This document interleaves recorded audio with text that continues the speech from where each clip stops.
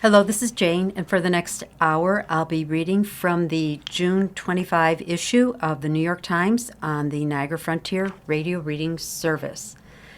And the first article is titled, Trump's Refusal to Sign Housing Bill Complicates Fate of Bipartisan Effort. The president's announcement declared the bill to be of minor importance at the same time that House Republican leaders were heralding it as a major accomplishment. And this is by Michael Gold, Tony Rahm, Tyler Pager, and Rhonda Kaysen. The first major bill to address the nation's housing crisis in more than 3 decades seemed headed for President Trump's signature on Wednesday. But the bipartisan effort descended into chaos after Mr. Trump abruptly canceled a ceremony to sign the measure into law over a series of political grievances with Congress. Democrats and Republicans began the day on a jubilant note as they prepared to commemorate a new set of policies meant to lower housing costs, a long-sought priority that both parties hoped to trumpet to voters anxious about the economy ahead of midterm elections. But Mr. Trump swiftly and unexpectedly upended those plans. Hours after his own aides praised the bill and promised the president would sign it, Mr. Trump instead canceled a scheduled event at the Capitol, eschewing an opportunity for rare bipartisan accord. The president opted to turn the bill into political leverage, aiming to force Congress and members of his own party to bow to unrelated demands over voting restrictions and the war with Iran.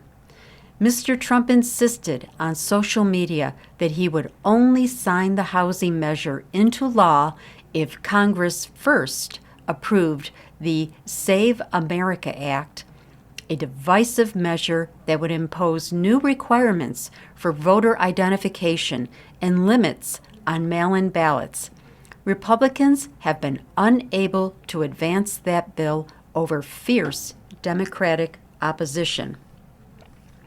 Mr. Trump then continued to pile on grievances during a previously scheduled lunch with Senate Republicans at the Capitol. The president lashed out at his own party after the Senate adopted a resolution instructing him to end the war with Iran, a vote that saw 4 GOP senators join Democrats in rebuke of the White House. An irate Mr. Trump said the move could impede the ongoing negotiations between Washington and Tehran.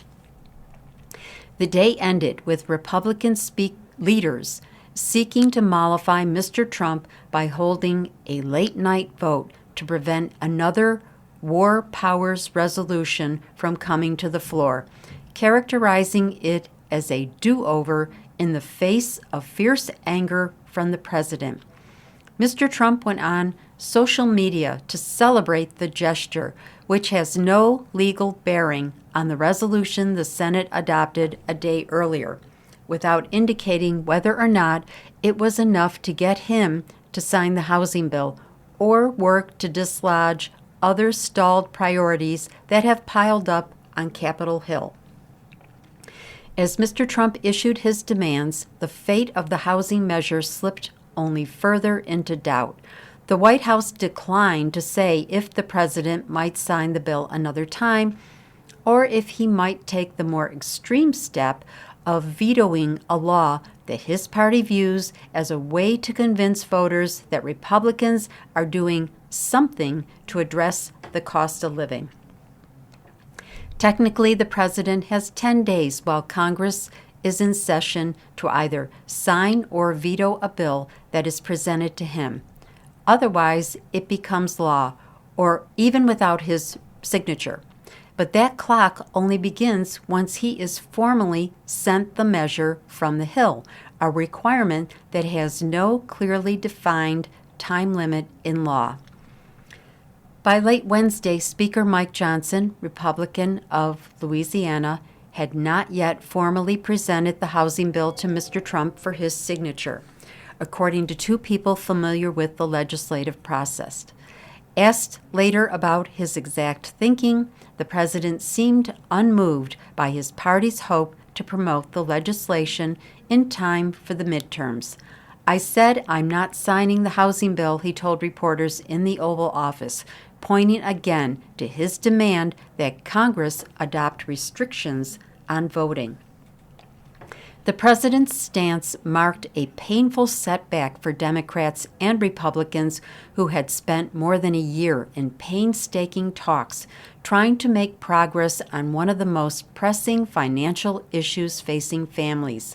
And the developments seemed likely to deliver a political blow to both Mr. Trump and his Republican majority in Congress, at a moment when many in the party are desperate to showcase a legislative success in a year with very few of them.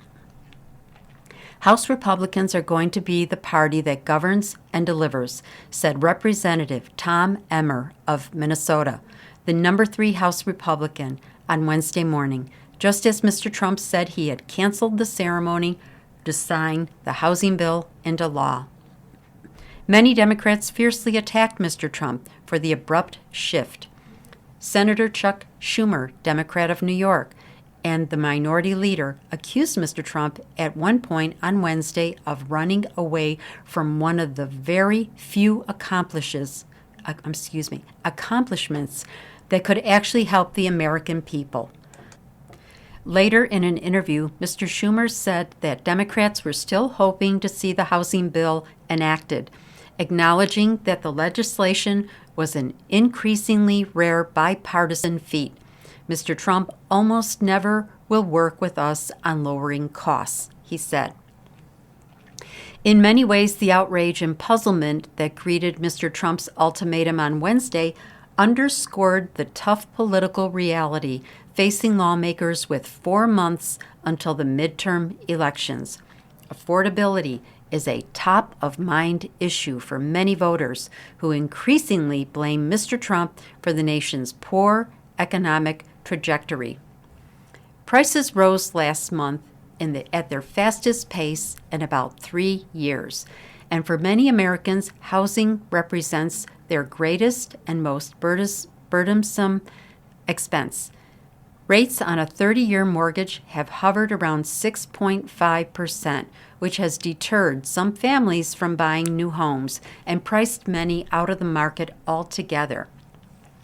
And although monthly rents have moderated, they are still more than 37% higher than they were before the coronavirus pandemic. Spanning roughly 380 pages, the so-called 21st Century Road to Housing Act sought to address some of these challenges by taking a long-term view. In general, the bill takes aim at the nation's housing shortage, estimated at 4 million to 6 million homes. The measure would ease a bevy of federal regulations to boost housing development while incentivizing more construction at the local level. The approach won broad support among economists and policymakers. It even included some of Mr. Trump's own priorities, such as a new prohibition on large investors that snap up single-family homes, which the president tried to tackle in a limited executive order earlier this year. Shortly after the proposal passed the House, Caroline Leavitt, the White House press secretary, described it as one of the most significant pieces of housing affordability legislation in American history, adding that the historic bill signing is another promise made, promise kept. But Mr. Trump sharply reversed course on Wednesday morning. In a series of social media posts, he said the housing bill was of minor importance to other priorities, as he used a derogatory term to describe Senator Elizabeth Warren of Massachusetts, one of the Democrats who joined with Republicans in the House and Senate to craft the bill. Some Republicans later seemed uncomfortable with Mr. Trump's move. Senator Susan Collins of Maine, who is among the most vulnerable Republicans running for re-election this year, later called Mr. Trump's announcement a complete surprise. Mr. Trump's reversal on Wednesday was not the first time he stirred doubt around congressional housing legislation. Even though he said he supported the measure, he also had been dismissive of it, telling the Washington Examiner at one point in April that he was looking at other things very strongly. Then and now, Mr. Trump argued that he believed the most important force to lowering housing costs would be a reduction in interest rates, which could ultimately help push down mortgage bills. It's all about the interest rate, Mr. Trump said in the Oval Office on Wednesday, reviving his past attacks on the Federal Reserve. The central bank does not directly set mortgage rates, but its actions can influence what Americans pay. Still, Mr. Trump added that Republicans are doing great on bringing down costs. Many of the groups that had spent months lobbying to advance the bill were apoplectic when they saw Mr. Trump's social media posts flash across their phones. Some were even en route to the Capitol, having been invited to the ceremony that the president suddenly canceled. Sharon Wilson Geno, the president of National Multifamily Housing Council, was on the Washington subway to the event when she received an email at 10:34 a.m. from the office of Mr. Johnson, saying the event had been canceled because of scheduling changes.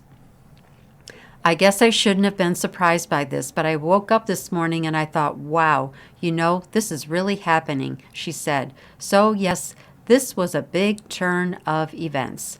Seamus Roller, the chief executive of the National Housing Law Project, was just getting up at his home in San Francisco when he saw the president's announcement. The day before, once the bill cleared the House, he had warned his deputy to hold off on any premature celebrations. I said, don't count your chickens before they hatch. Anything could happen, Mr. Roller said. I don't know if it was her bad luck or my bad luck. I don't know what it was. The next article is titled Mamdani emerges as kingmaker, pushing his slate to a primary sweep. Mayor Zoran Mamdani shook the Democratic establishment by helping drive 3 progressive candidates to victory. And this is by Nicholas Fandos. Mayor Zoran Mamdani and his allies swept a series of congressional primaries in New York City on Tuesday in a remarkable show of strength for the insurgent left that sent shockwaves through the Democratic Party. Mr. Mamdani's candidates toppled a pair of incumbents backed by the city's political establishment, including major labor unions and the House Democratic leader. Another candidate backed by the mayor won an open house seat, and a handful of Democratic Socialist challengers he supported were winning down the ballot. For months, Mr. Mamdani threw himself and his energized political organization into the 3 marquee congressional contests, campaigning late into the night in the race's final days and calling the election a referendum on the direction of the party. All the winning candidates share Mr. Mamdani's progressive economic platform, and they each ran campaigns that focused intently on ending American support for Israel, a sign of how far public opinion has shifted on the issue, even in New York. Late Tuesday night, the mayor stood beaming at a victory party in Brooklyn where supporters chanted Free, Free Palestine and DSA after embracing many of the same advisors who led his own successful campaign last year. He declared a new chapter in our party's history. A year ago, it was not the end of a political movement, he said. It was the beginning. Mr. Mamdani's deep involvement amounted to an audacious gamble for a brand new mayor trying to lead an already fractious city. He alienated key allies along the way, but the payoffs were far-reaching. At home, the outcome will now cement him as the unquestioned political kingmaker of the nation's cultural and financial capital, and the Democratic Socialists of America as a formidable force. The results also shook the foundations of the Democratic Party far beyond the 5 boroughs. When they are certified, Mr. Mamdani, 34, and his movement will be on track to double the number of socialists in Congress from 2 to 4. The outcome will also force a Democratic Party already searching for its identity to reckon with its ascendant, unapologetic left. "It's seismic," said John Paul Lupo, a Democratic consultant who was top advisor to the city's last progressive mayor, Bill de Blasio. The races do not necessarily suggest Mr. Mamdani has expanded his appeal. Each of the contests in which he endorsed took place in areas where the mayor won comfortably in last year's election and remains deeply popular. But Tuesday's results showed 2 things about his young mayoralty. Mr. Mamdani has a high tolerance for political risk-taking, well beyond that of any of his modern predecessors. And, at least for now, he has the ability to transfer his high-wattage political brand onto other candidates in a way that only a few politicians in any office have been able to. Brad Lander, 56, a close ally whom Mr. Mamdani urged to run for Congress, ran up a staggering 30-point margin in the affluent 10th District in Brooklyn and Lower Manhattan. He defeated Representative Daniel Goldman, a wealthy Levi Strauss heir who had opposed the mayor in last year's elections and had close ties to the American Israel Public Affairs Committee, the pro-Israel lobby. Claire Valdez, a little-known state assemblywoman, also recruited by Mr. Mamdani to run, ran up larger-than-expected margins for the open seat in the 7th District in a gentrifying swath of Brooklyn and Queens. So far left, it has been nicknamed the Commie Corridor. I just need to pause very quickly at this time to remind you that you're listening to a reading of articles and features from the New York Times on the Niagara Frontier Radio Reading Service. Now, back to the article about Mayor Mamdani. She defeated Antonio Reynoso, the Brooklyn Borough president, who had far deeper roots in the district and the support of the popular Congresswoman, Representative Nydia Velázquez, who is retiring. The left-leaning Working Families Party, and nearly every major labor union in the city. And Mr. Mamdani's allies even won in the predominantly black and Dominican 13th District in Upper Manhattan and the Bronx. In perhaps the night's most surprising victory, Daria Liza Avila Chevalier, 32, another Democratic socialist who entered the race as a political unknown, narrowly knocked off Representative Adriano Espelay, an influential chairman of the Congressional Hispanic Caucus. "This is a wake-up call," said Letitia James, the state's progressive attorney general, who supported Mr. Mamdani's mayoral campaign but ended up opposed to him on Tuesday. "Obviously, there's some hurt feelings tonight, particular in communities of color," she said, adding, "What we have to do is sit down and work with the left-leaning part of the party and see if we can come to some sort of understanding going forward." Where previous mayors have taken a wide berth around intra-party primaries, Mr. Mamdani drove in. Before he even clinched his own mayoral win, he began recruiting candidates to run for seats he felt were ripe for leftist wins. He headlined fundraisers, appeared in ads, dispatched his top political advisors to run 2 of the campaigns. In the race's final days, Mr. Mamdani exhausted himself shuttling between events with Ms. Valdez and Ms. Avila Chevalier, who were in the closest races. Wherever the mayor went, large crowds seemed to materialize. Mr. Mamdani's aggressive interventions were not without collateral damage. His positions on some of the races put him at odds with the Working Families Party, prominent Black and Latino Democrats, major labor unions, and members of the city council, all of whom had supported his campaign for mayor and are now involved in his governing agenda.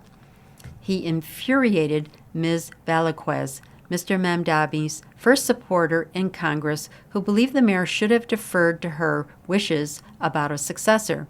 She came to accuse the DSA, in particular, of trying to erase the contributions she and other progressives had made to pushing the city leftward for decades.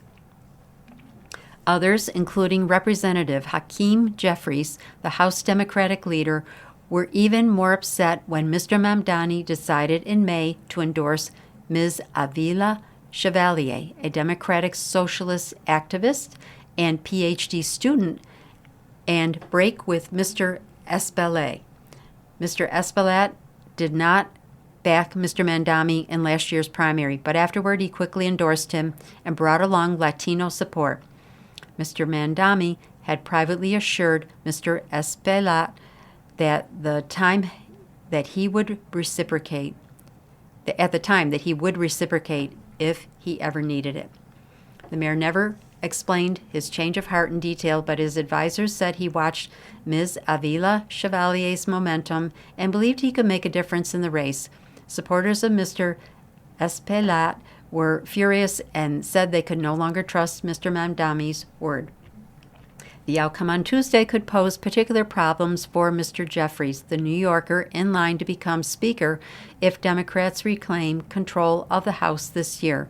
Ms. Valdez and Ms. Avila Chevalier have not committed to supporting Mr. Jeffries' leadership bid and could become persistent thorns in his side. Democrats aligned with Mr. Jeffries, who fought hard to defeat Ms. Avila Chevalier, have privately raised concerns about her victory in particular. They fear that Republicans will weaponize a trove of her inflammatory old social media posts, including her saying that all deportations are wrong and using crude language about Kamala Harris against more moderate Democrats running in swing districts that will decide the fate of the House this fall. Mr. Jeffries repeatedly sidestepped the issue during an interview on NY1 Tuesday night as the results came in. Others were less reluctant to register concerns. Republicans will very quickly seek to elevate, as they always do, the most radical voices in the Democratic Party, said Howard Wolfson, a former head of the House Democrats' campaign arm and a top advisor to Michael R. Bloomberg. And after tonight, they will have more radical Democrats to choose from. Mr. Mamdani and his allies saw it very differently. Gustavo Gordillo, a DSA co-chair in New York, said that his organization was already casting its attention to next year's budget fight in Albany and beyond. We're going to start thinking about 2028 and what comes next, he said. The next article is titled, Iran's Loyalists Promote a Wider Nationalism, Unveiled Women Included. Government supporters are showing off new ties with alleged former dissidents in a bid to show that they can withstand enemies at home as well as abroad. This is by Erica Solomon and Sanam Mahouzi. Dressed in a pink top and acid-wash jeans, the young woman in the video hardly looked the part of a pious loyalist to Iran's clerical rulers, standing alongside a crowd of women draped in black from head to toe. That was exactly the point. Letting her curls spill onto her shoulders, the woman offered an on-camera testimony. I was not a supporter of the Islamic Republic, nor the supreme leader, she told a pro-government filmmaker, Hossein Shemagadari, who posted their exchange online. After the United States and Israel attacked in February, she said she began to admire Iran's hardline forces as they battled two of the world's most powerful militaries. If the Revolutionary Guards and the Basijis were not fighting, we would not still be here, she said. holding back tears and praising the very forces that had once cracked down on unveiled women and protesters. I am remembering the start of the war and rethinking my views about Islamic Republic. The woman is never identified in the video, and it is unclear who she is, let alone whether she has indeed changed her mind on Iran's autocratic government. What is unmistakable about the video, though, is a new kind of nationalism that Iran's government and its supporters are formulating, one that embraces those who once rebelled against it. But not only surviving the war, but emerging with a strong hand in ongoing peace talks, Iran's government feels emboldened. Still, a national reckoning lies ahead as the country sinks deeper into economic crisis and its population remains deeply divided after anti-government protests that swept the country shortly before the war. To head off those challenges, Iran's government is tapping into popular outrage about the attack on the country by outside powers. The state and its supporters are projecting a sense of unity they believe can reach constituencies far beyond a hardcore base. Their message is that loyalists and dissenters can find common ground in a fight against foreign aggression, and they aim to present a friendlier, more inclusive face of the regime, even as that regime continues to crack down on critics, seizing their properties and executing people at the highest rate in decades, according to human rights activists. For weeks, supporters of the government have been posting videos online that claim to show former protesters arguing that after the war there is no alternative to the Islamic Republic. Others show hipsters with piercings, once disparaged by Iran's theocratic government, expressing their admiration for the new supreme leader, Ayatollah Mojtaba Khamenei. It is impossible to know how genuine those sentiments are, but there is little sign in the videos that their appearances are coerced, and many liberal Iranians have voiced staunch opposition to the U.S.-Israel war on Iran. Perhaps most surprising among this genre of videos are those made by Mr. Shamagadari that feature unveiled women often portrayed as the epitome of defiance against the regime. The hijab is still a legal requirement for women in Iran, and women can be arrested or whipped for shirking it. Last week, an Iranian singer, Parastu Ahmadi, was sentenced to 74 lashes for performing unveiled at a concert in 2024, according to a human rights group. Many now openly flout the rule. However, and unveiled women have become a common sight on the streets of Tehran and rural towns, but never in state-backed media until now. For decades, mandatory hijab has been one of the deepest fault lines between supporters of the Islamic Republic and its opponents, said Ahmed Memarian, an Iran analyst at DAWN, or they may pronounce it Dawn, it's all caps, a Washington-based think tank focused on the Middle East. In the past, Iranians' stance on compulsory hijab often reflected their views on social freedoms, he said, but now loyalists are willing to look past such differences among those standing with them against the war. After the war, the country's main political and social fault line changed, Mr. Memarian said. This messaging stands in stark contrast to imagery of women that was prevalent during the 8-year Iran-Iraq war in the 1980s, Mr. Memarian said, when veiled women were meant to idealize piety and revolutionary sacrifice. During the most recent war, state television has shown women's military parades featuring pink guns and pink jeeps.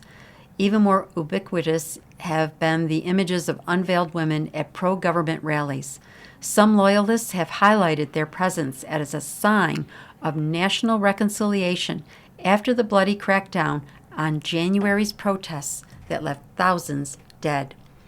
We have been unfair to these very people, Amir Taha Hussein Khan, a pro-government commentator, wrote in a social media post alongside images of unveiled women at pro-government rallies.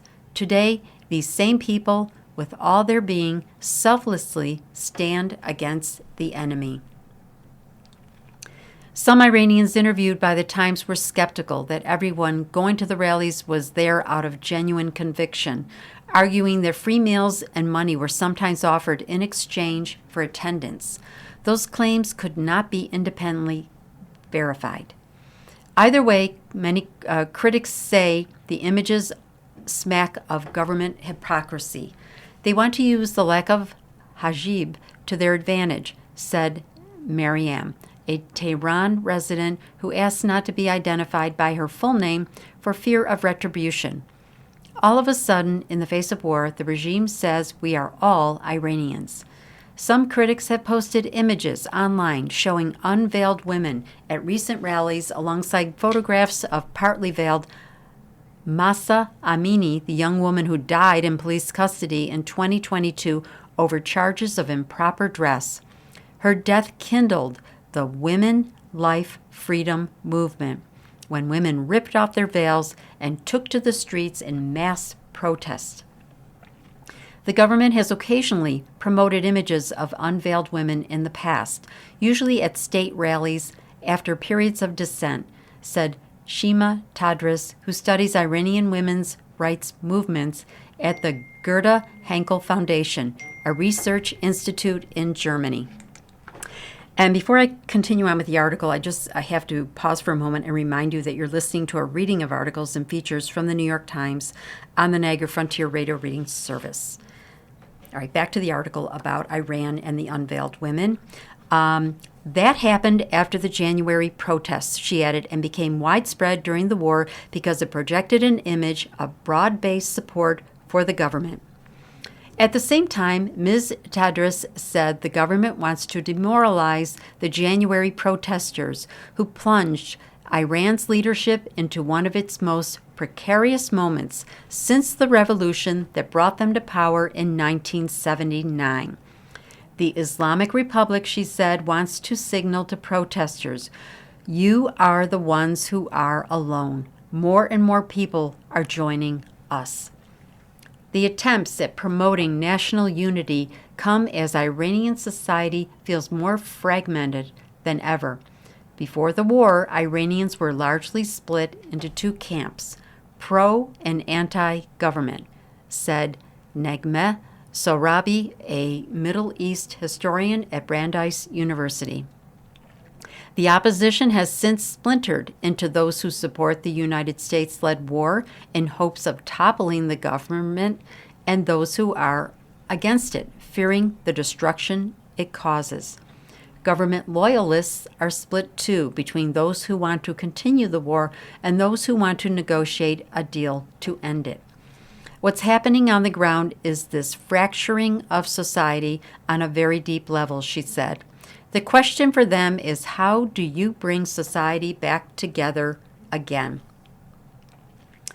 Roya Koshnevis, an academic and cultural analyst based in Tehran, said that although those rifts could not be healed with nationalistic fervor, there was collective pride in surviving the war. People do not necessarily feel more united, she said, despite the wrong actions the Islamic Republic has taken toward its people for ages. Like many Iranians, I am proud of how strong they have appeared. Some activists worry the state will no longer be as lenient once the threat of war subsides, Ms. Tedros, the researcher, said. Last month, Iran's judiciary summoned the editor of the state news agency, IRNA, over a photo essay that featured images of a woman unveiled in her home. Yet it was Iran's president, Masoud Pezeshkian, who came out to defend him. The same women they say one day should be arrested, you have shown holding up photos of the supreme leader, Mr. Pezeshkian said during an interview with Iran's state broadcaster. We need to accept differences and not think of these differences as hostile. The next article is titled, Western Europe Sweltering Under Record Heat, Braces for More. More than a dozen countries have issued urgent heat warnings. France saw its highest average temperature ever on Tuesday. This is by Nazanin Gaffar, Lindsay Schutel, and Amelia Nierenberg. The second severe and unusually early heat wave in just 2 months held Europe in its oppressive grip on Wednesday, straining power grids and testing the resources of countries unaccustomed to extreme heat. Urgent heat warnings were in effect in more than a dozen countries, including France, which on Tuesday experienced its highest average temperature on record, not just for June, but for any time of the year. Power grid failures have left more than 60,000 homes without electricity.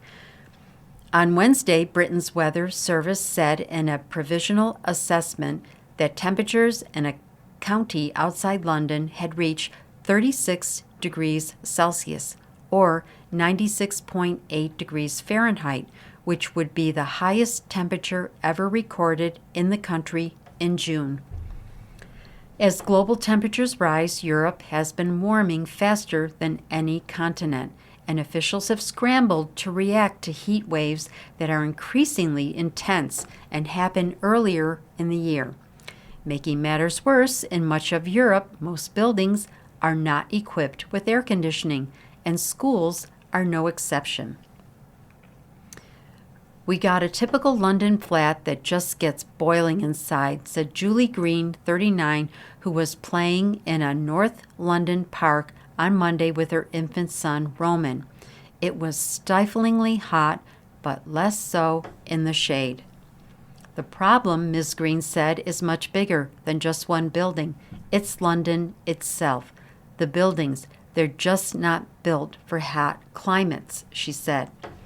As of Wednesday, Andorra, Australia, Belgium, Bosnia and Herzegovina, Britain, Croatia, France, Germany, Hungary, Italy, Luxembourg, Poland, Serbia, Slovakia, Slovenia, Spain, and Switzerland were all under high-level heat warnings.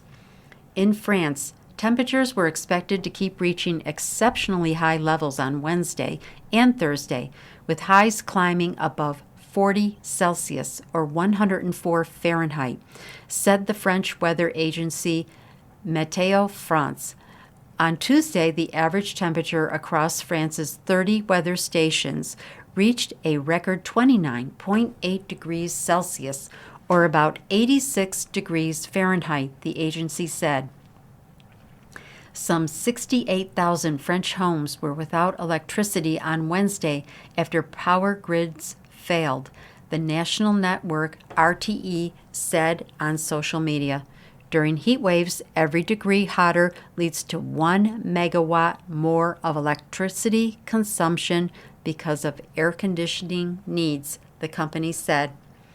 Officials in France said on Tuesday that at least 40 people had drowned, many of them teenagers who were swimming in unsupervised areas. Millions of students have been sweltering in classrooms in Britain and France, where few schools have air conditioning. While tying a single heat wave to climate change requires extensive analysis, scientists have no doubt that heat waves around the world are becoming hotter, more frequent, and longer lasting. In 2025, almost all of Europe was hotter than normal. Researchers estimate that in recent years, the continent has seen tens of thousands of heat-related deaths annually. Many homes, schools, and businesses across Europe were built for an older, cooler climate. In Britain, many were even built to retain heat, making cooling off amid heat waves especially difficult. Air conditioning is not a quick fix. In France, installing such systems has become a political flashpoint, while in Britain, high energy prices deter many. There's all sorts of infrastructure which is not built for heat here. Jacob Baum, a 26-year-old American living temporarily in London, said on Wednesday, "The heat is more intense in New York," he said, "but London is not equipped to deal with it." Even in hotter Mediterranean cities, where old-fashioned courtyards, heavy shutters, and white stone facades can keep homes cool, many newer buildings have been constructed using techniques that trap heat. Forecasters said temperatures were expected to gradually return to more seasonal levels across Western Europe starting on Friday, but countries in the Eastern Europe were bracing for a scorching weekend with temperatures expected to climb into the high 30s Celsius by Sunday. In Britain, National Rail warned passengers on Wednesday to travel only if necessary. Multiple routes in the south of the country were disrupted, including in and around London. Elsewhere in Europe, Spain, highs of up to 41 Celsius, about 106 Fahrenheit, were forecast for Wednesday, especially in the north, the weather service AEMET said. Forecasters said cooler Atlantic air would arrive on Thursday, bringing a drop in the temperatures. Italy, the Ministry of Health has issued red heat warnings, the highest level for more than half of Italian cities for Wednesday and Thursday, highs of up to 37 Celsius, that's 97 Fahrenheit, were expected in Florence and Milan. Germany, the country's weather service, the Deutscher Wetterdienst, said the worst of the heat would arrive late in the week. It said temperatures could peak on Saturday at 41 Celsius, that's close to 106 Fahrenheit, which would surpass Germany's highest June temperature on record, 39.6 Celsius, set in 2019. How to cool off. Staying cool and hydrating are often the two most important things to do to avoid feeling sick and discomfort in extreme heat. Here are some ways to keep cool. Block out the windows in your home, especially those that get afternoon sun, with a blanket or a darker sheet during the day to keep the heat out. At night, keep windows open and run fans to circulate air. Spritz your skin with a mist of cool or room temperature water, or wipe your forehead with a cool cloth. Cold showers can also help cool you down. If you need to be outdoors, put ice cubes in your water bottle and drink cool liquids. If you plan to exercise, douse your head in cold water. Swimming is also a great way to exercise and keep cool. When exploring or sightseeing, seek out cooler attractions such as museums, cathedrals, or even subterranean exhibitions. Some cities have created public spaces to cool down. Barcelona has climate shelters and Paris has drinking fountains. For example, London has a cool spaces map to find to find spots. Watch out for signs of heat stroke. The Centers for Disease Control and Prevention lists some of them as dizziness, a rapid pulse, nausea, headache, and fainting, but symptoms can vary. All right, I'm going to read this, not quite the 15-minute mark, so I'm going to read this early so I don't interrupt the next article. And I need to pause then again to remind you you're listening to a reading of articles and features from the New York Times on the Niagara Frontier Radio Reading Service. And this next article is titled, "America's Thirst for Gasoline May Not Recover After Iran War." People drove less and bought more efficient cars when fuel prices surged, habits that could stick over the long term. This is by Lydia DePillis. Judy Vassallo, an 89-year-old retired art teacher who lives on her own in a leafy neighborhood just north of Center City in Philadelphia, used to take her 2002 Honda CR-V to the suburbs for a visit with friends, or downtown for doctor appointments and Pilates classes. But since gasoline prices shot up after the United States and Israel attacked Iran in late February, she couldn't stomach paying nearly twice as much to fill her tank. Instead, Ms. Vassallo started taking the city bus, which is free for seniors. She found that she liked it, saving on gas and parking tickets. Once it becomes a habit, it's not an onerous thing. It's built into the pattern of my behavior, Ms. Vassallo said. You're going into the city, you're going to take the bus. I'm finding that it's so much more easier.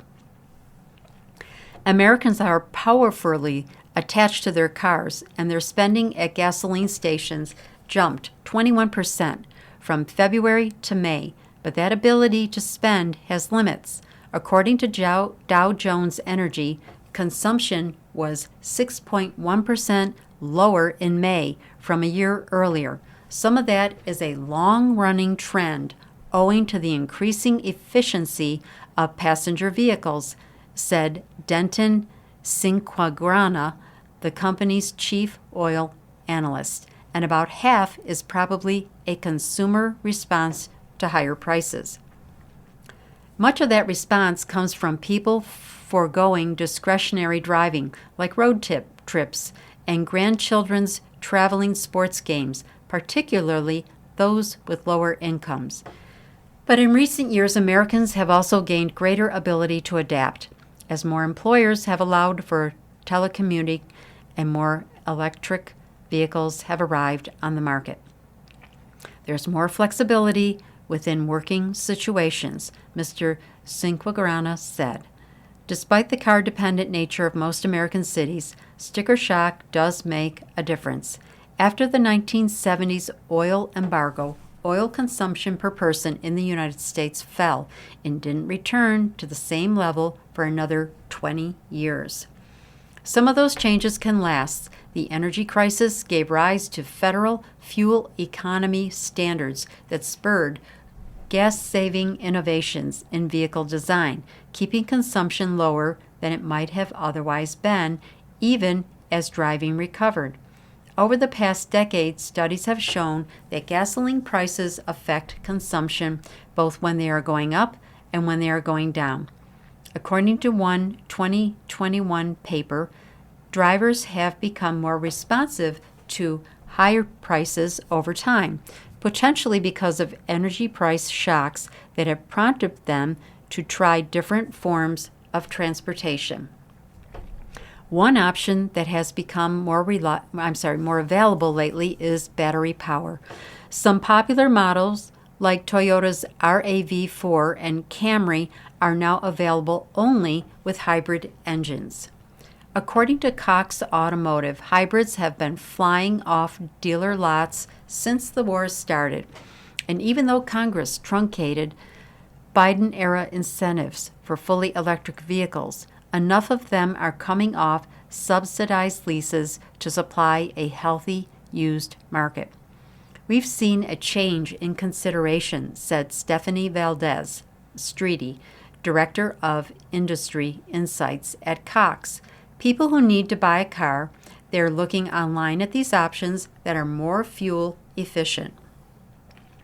One of those motivated buyers was Karen Ranta-Curran, a university administrator in Denver who had decided to buy a third car because her youngest son started needing to drive himself around more.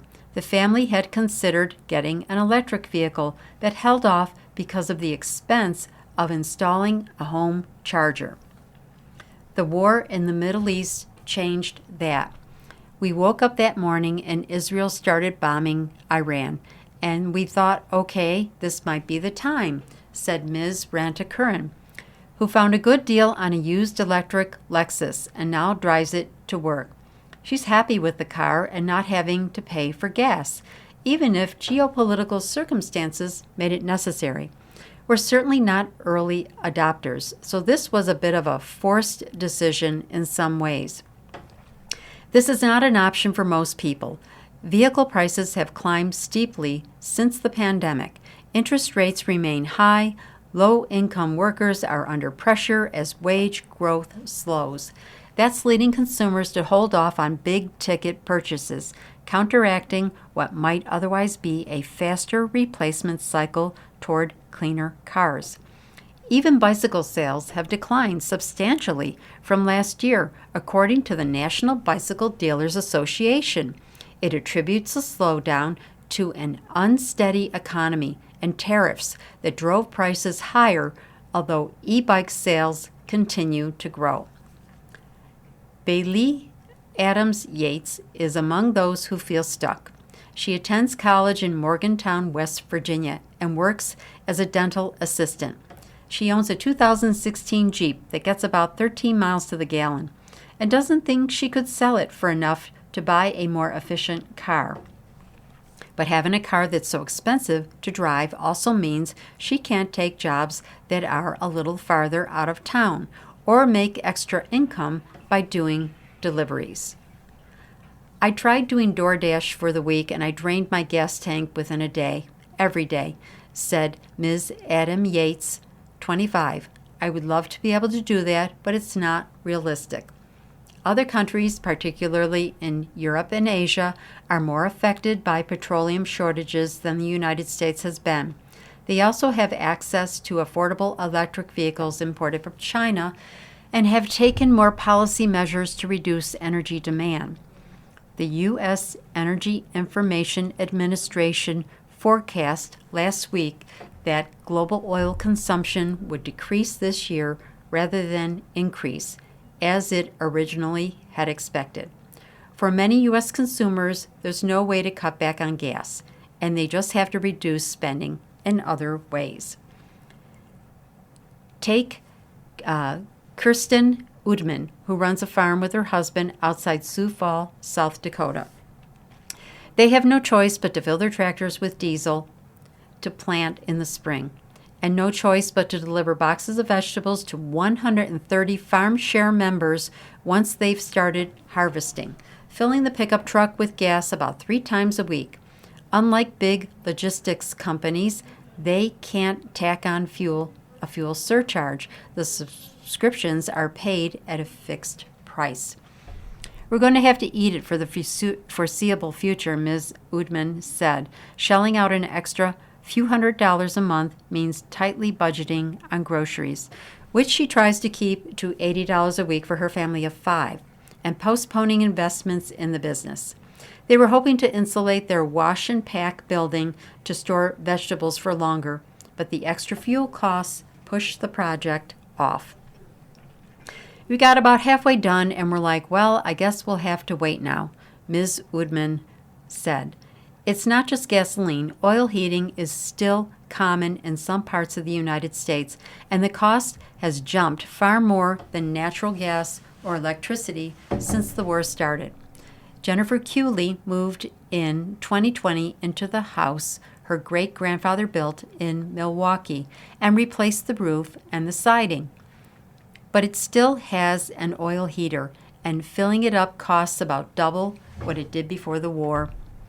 In March and April, she set the heat at 55 degrees and bundled up while working from home doing medical billing for a hospital system. She filled up her tank only halfway for $600 and is hoping the price will drop by the time she needs the heat again in October. Over the long term, she's thinking about how she might cobble together the money to replace the old boiler. I think that this is a situation that could happen again, Ms. Cooley said. I don't think this is a one-off where I could just go another 20 years like this. Whether oil and gas demand recovers also depends on the price of everything else, since consumers have to balance rising costs for food, utilities, insurance, and other necessities. Judith Ackerman already made one compromise, giving up the dream of moving into a nicer house once her children were through college because home prices have jumped around where she lives near Newport, Rhode Island. She has also given up frequent visits to her 2 sisters who live in other parts of the state. She's not sure she'll return to those longer drives even if gas prices recede. I don't think it'll be like, we can do whatever we want, because it's cumulative with everything, she said. car repairs, medical expenses, medications. It would take a whole system downgrade where inflation is way down, which of course we won't have for a while, I don't think. Okay, I only have about 4 minutes left, but I'm going to start this article. It says, Federal Judge Bars ICE from Making Arrests in Immigration Courts. The ruling in a class action lawsuit filed in California applies to immigration courts nationwide. This is by Jasmine Aloa and Luis Ferre Cedurni. A federal judge in California issued an order on Tuesday blocking immigration agents nationwide from making arrests inside immigration courts. The decision halts what had been one of the most aggressive aspects of President Trump's mass deportation campaign. Judge P. Casey Pitts of the U.S. District Court for the Northern District of California said in his decision that federal officials had violated a key statute governing administrative procedures when they changed previous guidelines that restricted civil arrests inside immigration courthouses. The judge called officials' decision-making processes arbitrary and capricious, saying they had failed to consider alternative options and had dismissed their own prior concerns that courthouse arrests would disincentivize immigrants from attending the hearings. For 80 years, Congress has commanded federal agencies to think before they act, Judge Pitts wrote, adding that the instruction did not dictate a particular outcome but did demand a process. The ruling came in a class action lawsuit challenging the Immigration and Customs Enforcement Agency and the Executive Office for Immigration Review over a surge in immigration-related arrests at courthouses and increasingly long detention of immigrants in ICE facilities intended for brief periods. It also struck down a blanket waiver issued by ICE in June 2025 that allowed its field offices to hold detainees in short-term holding rooms for up to 72 hours or beyond, a significant departure from the agency's traditional 12-hour limit. Judge Pitts was nominated to the federal bench by President Joseph R. Biden Jr. The decision is likely to be challenged as the Supreme Court has substantially limited the ability of lower court judges to block executive branch policies nationwide. Appeals courts have also already reversed some of the many lower court rulings against the Trump administration on immigration. The courthouse arrests became a flashpoint in Mr. Trump's mass detention and deportation campaign as people who were showing up for routine hearings and check-ins found themselves suddenly taken into custody. Confrontations became public spectacles in court hallways with masked ICE agents often tangling with people who sought to aid the immigrants. I'm going to have to stop there. Last month, a federal judge in Manhattan barred such arrests in immigration courts in New York City, but Tuesday's ruling by Judge Pitts prohibits such arrests anywhere else in the country. If you would like to hear the rest of this article, call the studio at 716-821-5555, and they can help you with that. And I will end with, you've been listening to a reading of articles and features from the June 25 issue of the New York Times. Your reader has been Jane. Thank you for listening.